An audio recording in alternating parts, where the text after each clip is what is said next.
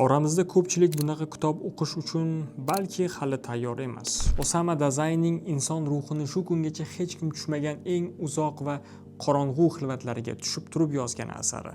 Insonlikdan mosuvo haqida gaplashamiz. Bu kitobda optimistik fikrlar yo'q. U yerdan sizni ilhomlantiruvchi hech narsa topa olmaysiz.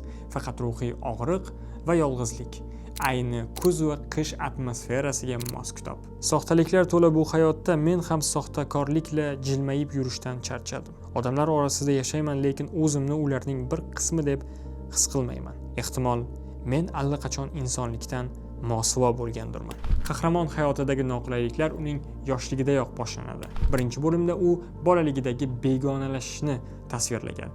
Ikkinchisida esa yoshlikdagi ichki bo'shliqni, ayollar bilan munosabat, ichkiliklar va yolg'onlar haqida gapiradi. Uchinchi bo'lim esa ruhiy qulash, jamiyatdan butkul ajralish va o'zini insonlikdan mosuvo deb e'lon qilish haqida. Kitob mutolaa vaqtida o'zini noqulay his qilishdan qochadiganlar yoki baxtli yakun hikoyalarini ko'proq sevuvchilar uchun emas.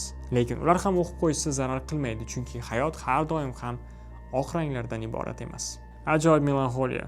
Kitob haqida ko'proq kontent uchun obuna bo'ling.